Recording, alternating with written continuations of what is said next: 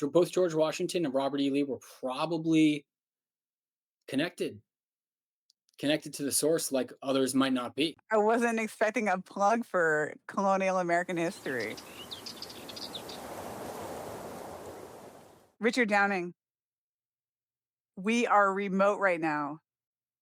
What do you think would be different if we recorded this podcast in a shared space? I liked that I prepared away from you because I created the ideas uh, without being influenced, like in my at a very comfortable environment in my home, and that was nice. I appreciate the privacy. I appreciate being able to go to the gym today and like just go through my day and end up here. Um, I've got a table with my drinks and my my nicotine, and I've got everything I need. Being within somebody's space, I think allows for an energetic exchange. Actually, that is real, and I think, for example, hugging um is like a proven thing that works really well. And um like I've been to workshops where it was in person, and I don't think that the progress that was made in these group settings could have been made uh remotely. There's just no way. What do you think is easier when you're together? The amount of time work is important too. Like if you and I had been hiking around for a day, I think it really depends on the people, like how comfortable you are with yourself to begin with. But I would like to know what you think of that. Oh, I'm not the one who talks here. Okay. Cool. Thank you. Okay. You are well traveled with many experiences going intentionally within. What do you prioritize or seek when you are choosing an intentional solo travel experience? Most commonly, historically, it's been the ocean. Um, and that's because I feel healthiest and just happiest if I'm swimming in the ocean every day. I went to Puerto Rico for 6 months, and that's like the healthiest 6 months I've ever had in my life. Since I came down with a really bad inflammatory condition when I was 25. And it's been a life defining, formative blessing, and also the worst curse of my life for sure. And greatest blessing. And isn't it interesting that that is how often things work? It's not so much the inability to do things as it is the pain. Pain's incredible. Where does this disease fall in like all the diseases? And I did some research, just like how painful is this pain that I'm feeling, like compared to others? And it said it's the most painful of all diseases, and cancer was on the list. Not to diminish your experience, but and it was second behind childbirth. I was like, all right, that makes Thank you sense. very Fuck. much. Thank you Yeah. very much. And you did go through that. So, you win. Right here, right Yeah. where I'm sitting, NBA actually. lady. Yeah, yeah, yeah. No, yeah. Home birth. What drew you to retreats? What drew me initially to the retreats was selfish initially and vain again. And it was that I wanted to have the best ideas. I think it was probably a Steve Jobs quote, or it might have been some other TED talk or something, that where they said that he got the best ideas from psychedelics. He credited a lot of entrepreneurs have credited, especially tech entrepreneurs. The first time I went, I did 5 ceremonies over 2 weeks. And I also recommend everybody who does ayahuasca, you do several. I wish I had done more actually than 5 that first time, because it left me with more questions than answers. If you're going to be doing a serious medicine like this and you want to be and do it the best way, you have to create that space. You have to create that time for the experience, and for just to allow yourself to really take it in and process. And you can journal and do yoga, and or just sit, in the sun, whatever, in the hammock, sleep in the hammock. That's what people do at these retreats, and it's super therapeutic. And I actually believe that it should be a human rite of passage. The other dimensions exist; they're there, and Mhm. we can only see such a small fraction of what's really there. Talk to me about the journey with retreats. With You've done many retreats, Yeah. groups, some more kind of going within, you've been in all these types of circumstances. You've gone within among others. You've gone for retreats of increasing intensity. Talk to me about how your relationship with retreats has evolved. After the first 5, I went years without wanting to do it again. I even had periods of months where I was like resentful of the fact that I even did it because now because they say that it increases. There's papers on this how it increases divergent thinking. I'm so surprised at how conditioned and like programmed I still am. I feel that I am way less programmed and conditioned than everybody else. You still have to exist in the material world. My opinion of plant medicine ceremonies is that it gives you a glimpse of what is possible with disciplined, continuous, like long term and ongoing. Although you can experience these things with just one good one, breath work, meditation. You don't have to use you really don't have to use plant medicine. It's a goal of mine to meditate every day. I am happiest. I'm most balanced when I'm meditating, and especially breath work is incredibly powerful. So you don't have to do it, but it helps a lot. It's a fast track. Most of the value from these ceremonies, not most, but a significant portion, it might be most, for depending on who you are, is from listening to other people, what other people saw, because it can inform the way that you interpret what you see, and what you see might take on a different meaning a year later. I was left with experiences that led to me doing research. I'm like, what was that? And why did that happen? And why did I feel that way? When you're on retreat, do you feel like the other retreat participants and the retreat facilitator and the nature that you're in and the environment that you've chosen? I say on almost every podcast that setting matters. Yeah. Are those holding up a mirror for you? What's holding up a mirror? The other people that you're with and the environment that you're in. I don't think anything's a coincidence. And I think all of this is for us. I'm in the monad state of mind right now. Like that's the thrust of my research, which is the Gnostic concept that we are constantly creating our reality and steering our timeline and all that. So that to that extent, everything's a mirror. Every single thing we see and experience is informing us, is for us, especially the pain. And when you're in those group settings, like you're saying, to come back to the topic, everyone there is in a has a purpose of healing themselves in some way and some kind of trauma, and seeing how you get to see everything. You get to see how people are thinking about their trauma. You get to see what the trauma was for them to the extent they're willing to talk about it. And it could make you feel better because their trauma was so much worse. Or it could be make you feel better because the thing that you're all worked up about, somebody else is having the exact same experience as you, and sounds like theirs was maybe not as bad, but they're freaking out about it. They're like it's fucking them up. You know what I mean? And like so who am I to like why do I need to feel all this pain? So it can give you permission to release and forgive. Being in a group, there's validation that happens. If you tell your story and somebody cries, that can be so therapeutic to like, you're like, wow, this person, all they did is hear what I've kind of just, I'm angry about it and I'm upset and it's gnawing at me, but they're crying.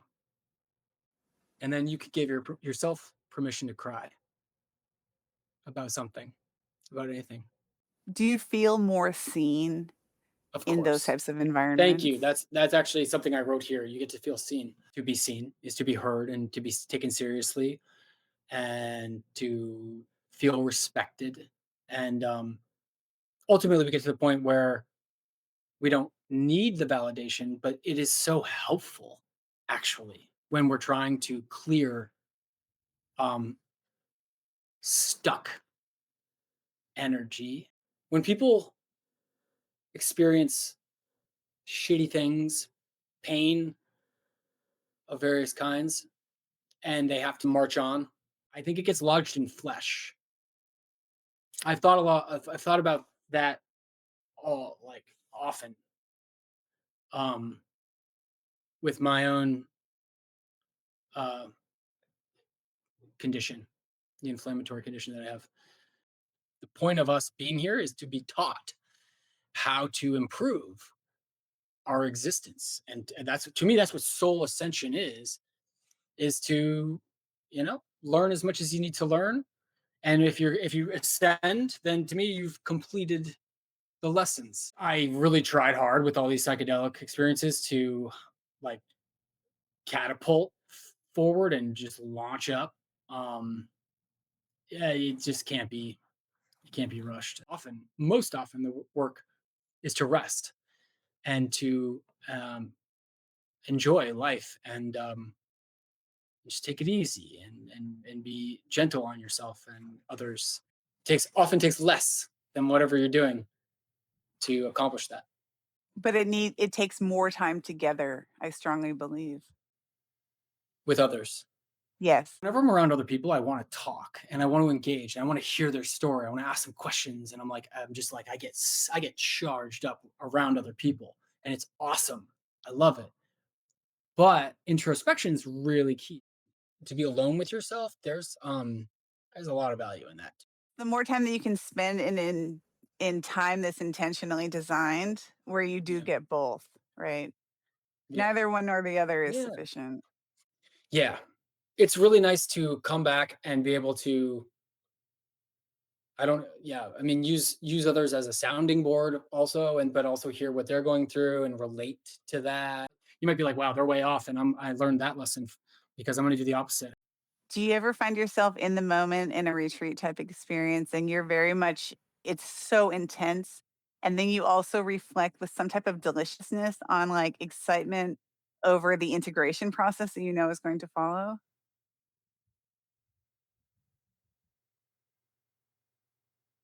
I thought about uh spontaneous laughter that can break out in the middle of these ceremonies.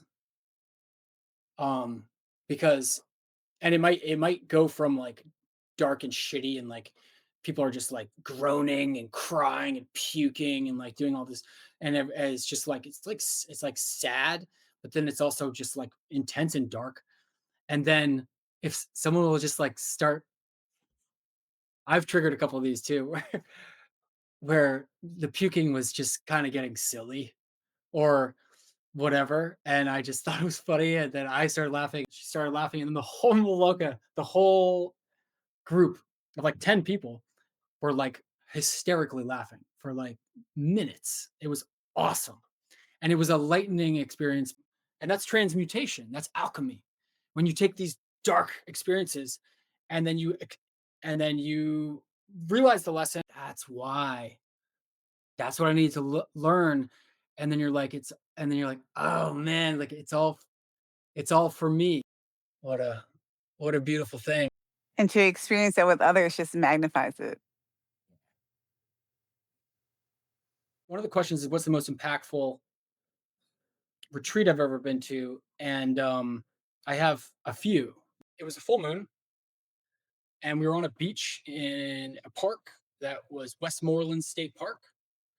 We snuck onto a beach called Fossil Beach at midnight. The clouds were like moving around us, like they were creating. They're called mandalas, like those beautiful symmetrical. And we also saw during that same experience with those clouds like that, um, a dozens of UFOs, but they didn't look like actual UFOs. They that you see that the discs, which I think I have also seen at different times, not there, but in Puerto Rico, I saw one that was massive, actually bigger than a house, just floating over a house. They were like, it looked like an intersection of all these.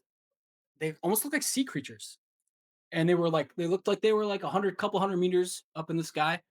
Didn't care about us at all. Had nothing to do with us, and we were all seeing them, all of us. It's on. property that was used to be Robert E. Lee's home, and it's also uh, near where, and it might be the same place as where George Washington was born, our first president, who is considered to have, who was considered by Native Americans to be blessed by God. Both George Washington and Robert E. Lee were probably connected, connected to the source, like others might not be. Um, I wasn't expecting a plug for colonial American history. it just happened to be the case. We were just there, and I was like, "This is a very special place. We need to put like a healing center here or something because the energy here is incredible." It really that it was an intersection. It was a fucking UFO intersection.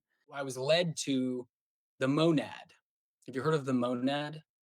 No. The monad is a Gnostic concept. I think it's Gnosticism, um, where we kind of consistent with the multiverse, and that we are directing our reality from within, um, and we can jump into different timelines.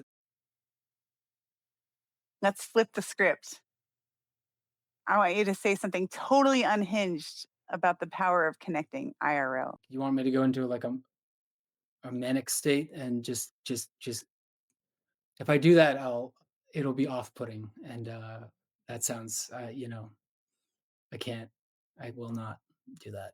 The first thing that came to mind when you said that was hugging, oxytocin being released, but I think it's more than that. There's an energetic exchange. I've done these eye gazing experiences where you start basically being wary of the person and not having any idea who they are. But I was faced with basically looking to somebody's eyes and you can't look away. And inevitably, every single time I've done this eye gazing exercise, you end up crying and you don't know what you're crying with it, but I don't know. It's really hard to explain, but the emotions just start pouring out. And because you can't look away, it's this beautiful purge. And that has nothing to do with psychedelics. There were no psychedelics involved in that. Life is precious and should spend more of it with others. Create the container and let the flower bloom. Let the fire start. Jungle fire. It's been beautiful. This is the time when we synchronicid synchronously take off our headphones, get up, and go back to IRL. Yeah. I hope you have a beautiful day. This has Thank you, been Allie. lovely. We'll be connecting again soon. Take your headphones off and walk Oh, away, sure. boy.